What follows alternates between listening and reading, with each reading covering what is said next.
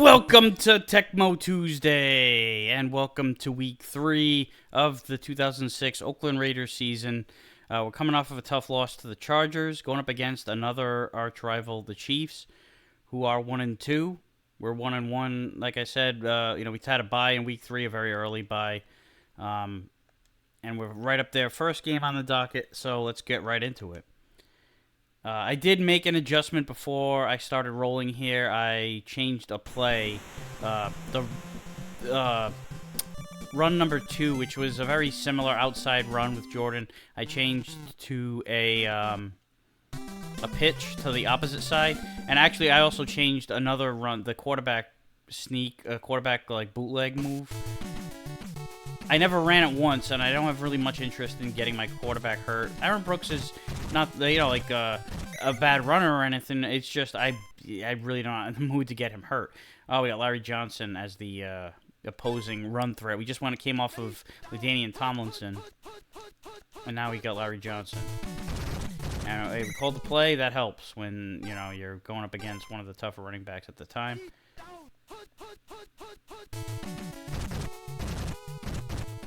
Oh, God. All right. Yeah, nice that at least the double coverage helped that time. We had some passes last week to receivers who were blanketed, and they still made the catches. I'm going to take Awesome off for this one. He's going to run it, and he's not going to go anywhere. Morrison, who had control of the last couple of plays, or at least one of the plays, got the sack as the drone.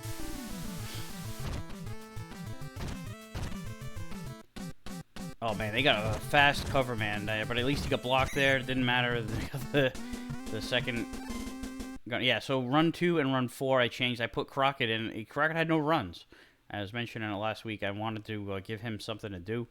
Let's try the new run. Let's try the new run, the run to Jordan. Oh, it's one of those fake end-around reverses. I say, all right, you know what? I might change that one again, because, I mean, on one hand, I like the design. I like the direction of it. It would help if I had a reverse. You can't really... I know that's a CPU, and they're probably not thinking of it, but if it was a human player, that would be a nightmare, because they would know exactly what was happening. And a good Tecmo player wouldn't allow it to even get to that point. And now there's here I am, like, oh, I'm not going to do the design run with Brooks, but when there's a lot of space over there, I'll send him out for, you know what? 2nd and 1, let's go for the jugular here. And then, if it doesn't work,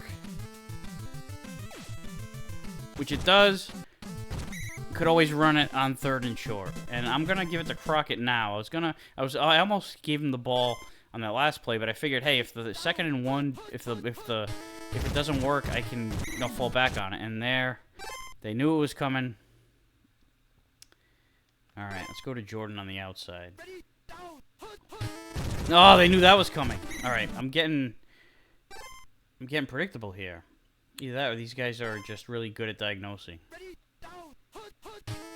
Alright, at least I have a second here to decide what to do with the ball.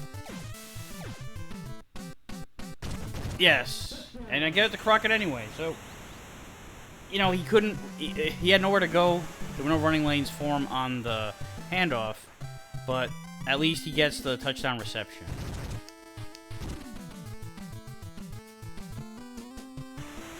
Alright, good start. It took us forever to get in the end zone last week.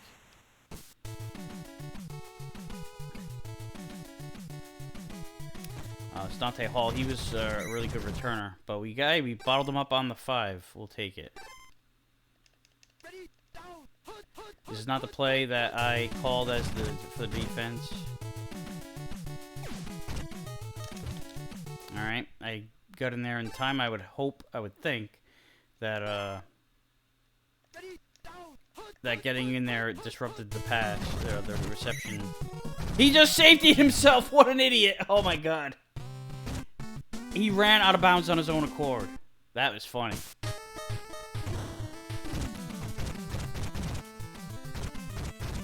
If that were nowadays, they would give the Chiefs a break and the refs would not call that a safety.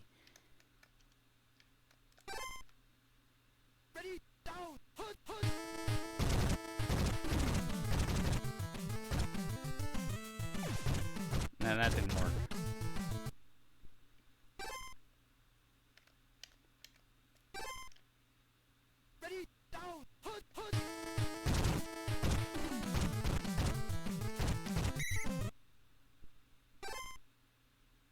Alright, third and medium.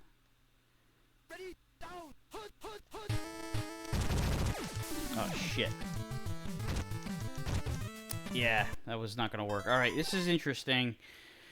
This is kind of the same situation. We had a very similar situation last week. Alright, so we're outside the 40. Let's see what Seabass has. Let's give this a shot here. 60-yarder. It's definitely doable. Nah, I think I might have angled it just a little bit too much. Oh, he got it. Alright. He's got the power. I don't doubt his power. It's just a high risk to give the ball back. Although in Tecmo, this is, you know, going by the rules of the 90s where... And I forgot when they changed it. I think it might have been not long after Tecmo, really, when they started spotting the ball. If you miss a field goal, they give you the ball at the spot of the kick and not the spot of the snap, which is kind of stupid in my opinion. It's like, why does the line of scrimmage change? You know, if that'd be like saying on 4th down, if you go for it and you throw the ball incomplete, let's give them the ball back where the quarterback threw it. I don't know. It's just a way to give offenses more of an advantage. Every year they do it when they change the rules.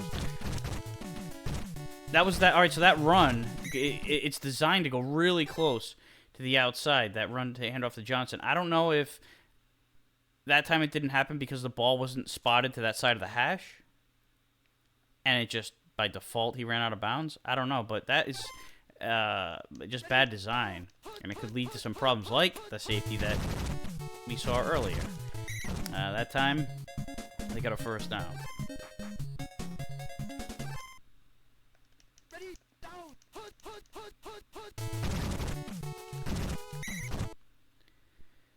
It's hard to bring him down with just one guy, but if I can at least contain him for a second and let somebody else come in to help. Oh, he's handing it off. It's nice to have a guy with the you know, the speed that someone does. Because even if it bite on the fake like that, you can still get a... Oh, come on, I did not dive either. I did not dive.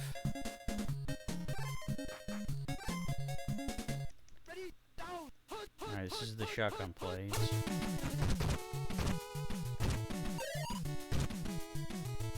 Oh, shit.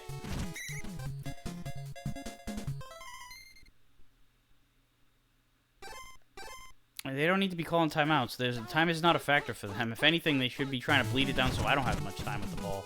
I mean, you're not gonna run out of time, especially when you got guys breaking tackles like this. But I mean, even if it took you the maximum amount of plays that it possibly could to score, and you let the time tick, you'd still have enough time to get in there with time remaining. I don't know, though. I think that they could have gotten a first down, and then they might need to pick up the urgency, but either way, it doesn't matter. They fucking scored. Why am I, like, you know, giving them clock management advice? I guess I'm really just kind of thinking out loud more than anything, which I guess makes sense in, you know, for YouTube video purposes. If I just shut up and kept all my thoughts to myself, what would be the point of watching some asshole play,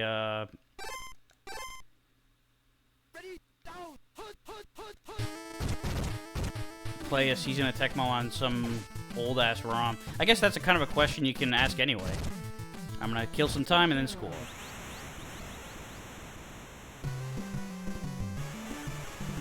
And this is what you want at the end of the half when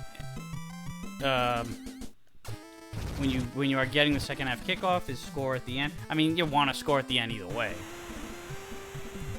and not give time to the opponent. But when you can do that and get the possession back,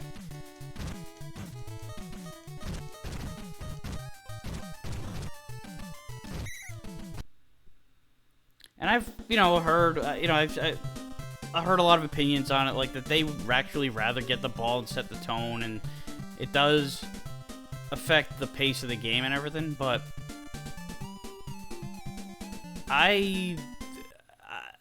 it's funny because when I first started kicking off, it wasn't so much that I wanted to do the double dip thing. That was just kind of like an added bonus of gravy that I learned about afterwards as time went, but I thought of it more of as the second half is the more important half.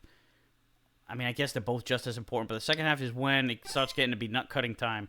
I want to get the ball first in that half when, see what happens, see what the groundwork is set up, in this case 19-7. But, it could be a 14-10 game and you get the ball you have a 4-point lead and you have a chance to go up 2 scores. It's nice to get the ball then and set the tone for the second half. There's 2 different tones to be set. I'm going to try that run that I'm not a big fan of, the new run.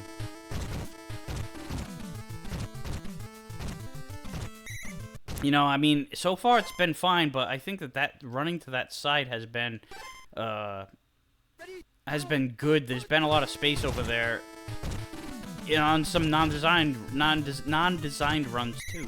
I ran with Brooks. I scrambled the mounts out of the pocket because there was all that space. So I think that side of the field against this team has been an advantage. Oh shit! What the hell is that, dude? I was throwing it to Jerry Porter on the other side of the field. That ball just sailed on him and went right into the defender's hands. That was fucked.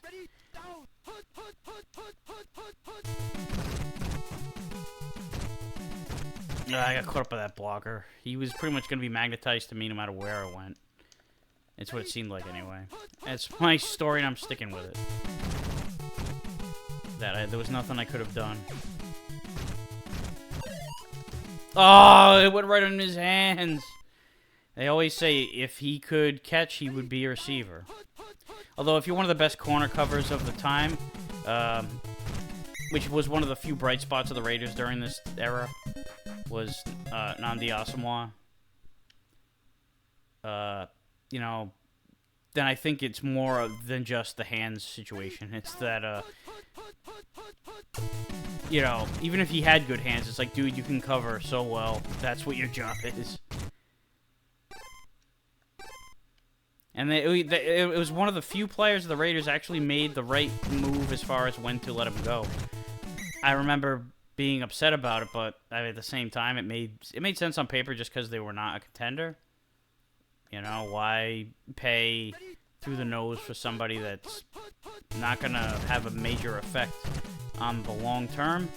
And oh my god, I think he's running out of gas because he was not running very fast on that play. And now look at it. See, it's like that turnover was huge. Now it's all of a sudden I was driving to kind of put the game on ice. If I would have gotten a touchdown and made it 26-7, I mean, the game is kind of over there. It would take quite a bit to come back from. Now, look at this shit. It's a 5-point game, but that shitty kickoff did not help things out for them. We'll take it.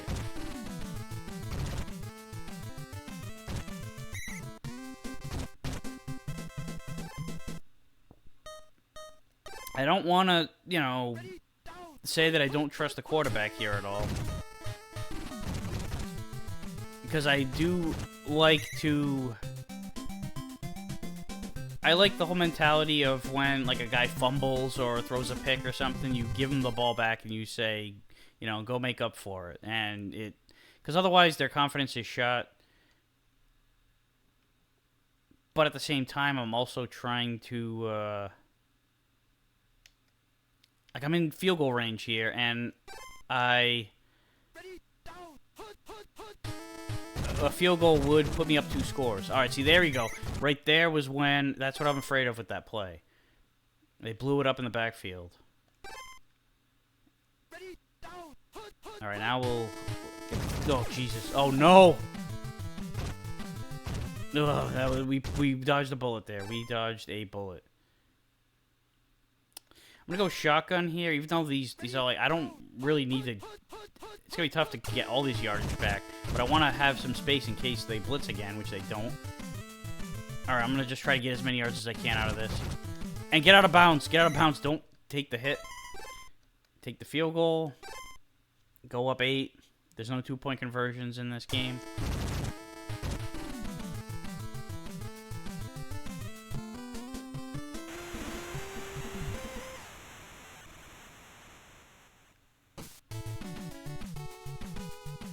And now we just, gotta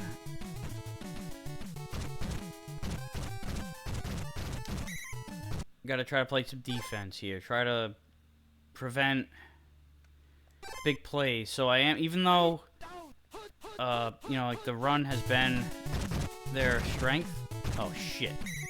All right, I was playing deep there and letting the drones try to take care of it and be the last line of defense. That's why I was hanging back there.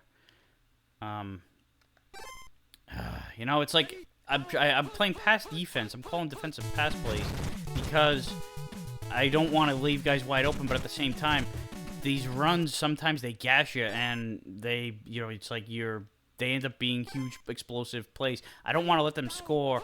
I mean, I don't want to let them score at all, but I don't want to let them score quickly and leave a lot of time on the clock. If they have to score, which, you know, it helps to get an interception.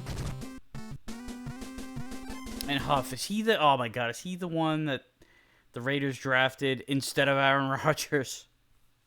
God, I just gave myself a headache.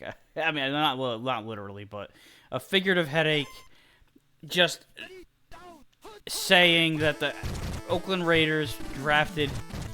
I want to say it was Huff. It should be, like, tattooed. You know, who it was that they... I know it was a defensive back. And I think it was Huff. Instead of Aaron Rodgers, they would have had Rodgers and Randy Moss. And Moss would have given a shit. And yeah, that play is not working anymore. I'm definitely getting rid of it. Alright, I'm giving it to Crockett. Just because...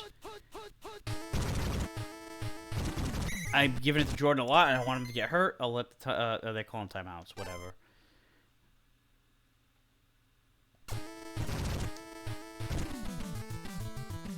Kick his ass, Seabass.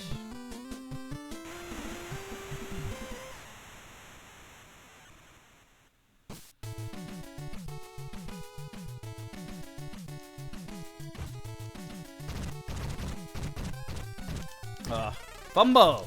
Oh, they got it right back. Well, if it's going to happen, if some crazy shit like that's going to happen, let it be in a game when you're up 25-14 with a minute left. That's the time where it won't upset you. You forget about that shit. If, the worst time for that is if, like, you're down 24-21 with like 3.5 minutes left, and you kick off, and you're hoping to play defense, and you get a chance for a big break, like, oh shit, we get the ball back, we could get the ball back right now, and then, no, they recover their own fumble, and you have to, you know, go back out there and get another shot at a 3 and out. It's that right there would be gut-wrenching. With this, it's like, whatever.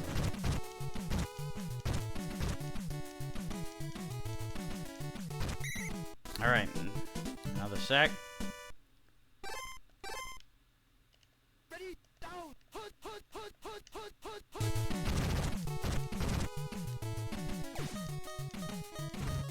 Another pick. You know, not a very meaningful pick, but a pick nonetheless. A little bit of a stat pad. We kept Larry Johnson, I guess. I wouldn't say we didn't stop him. We contained him enough to keep them from breaking the game open. Definitely did a good job with the pass defense. Trent Green only had 50 yards, only completed a quarter of his passes with 2 picks. We had our own interception, which kept them in the game. But I think we controlled most of the tempo. Zach Crockett was the leading receiver. How about that? We didn't get much in the way of our passing yardage either, but we're efficient enough, I guess. It wasn't a great day for Brooks. You know, he had that one really errant throw. And, you know, the shit could have hit the fan. That would have been looked back upon not fondly. Let's put it that way. But we got some turnovers. That safety fucked them up, too. You know, don't forget about that. All right, let's... Buffalo beats Tennessee. Pittsburgh loses to the Jets. The Colts lose to the Vikes. Ravens beat the Panthers. The Seahawks lose to the Eagles. Lions lose to the Cardinals. Bengals lose to the Broncos by a lot. Jacksonville loses to the Chargers, who keep it rolling. Texans get beat by the Giants on a rally. The Redskins beat the Falcons. Cowboys lose to the Rams. Saints beat the Patriots. Buccaneers lose to the Pack. And that is the end of week number 4. We will now play... Oh, the Chargers. We get another game with them this early. Interesting. I was kind of hoping for a late season battle, but it's not to be. At least we're in second place, though. And we pushed the Chiefs down to the bottom. We could have been in last place. Actually, we would be in last place if we had lost that game, because everybody else would have 2 wins and then the Chargers up at the top. So this would be a huge win. If we can take the Chargers down... you know, like, we'll put a blemish on their record. They'll be 4-1, and it'll inspire confidence. You know, like, hey, we can beat, you know, the lone undefeated team in the AFC right now, because you got the Colts at 3-1 on top of the East. I don't know what the hell's going on with the Patriots. That is, I know that 2006 was not the best Patriots team during their, you know, big dynasty. They did get to the AFC Championship, though. I think this is the Rashay Caldwell, you know, the receivers like that inspired them to go get Moss and Welker, and then they lit it up the following year. Yeah, Steelers at 3-1. This was the era of Steelers and Ravens dominating the AFC North, or in this case, Central. On the NFC side of things, the Giants are up top. The Eagles and Panthers and Redskins below them. Saints and Packers are at the top of the Central, with Vikings and Bucks also in the race. And then you got a 3-way tie for first with in the West, with the Cardinals, Rams, and Seahawks at 2-2. With the inexplicably in the division Cowboys at 1-3. So, I'm gonna wait till next week before I go look at the league leaders, and look at all the. I like to do it at the quarter mark of the season, and even though it's the end of week 4, we've only played 3 games. So next week I'll look at that. So, thank you for watching. See you next week.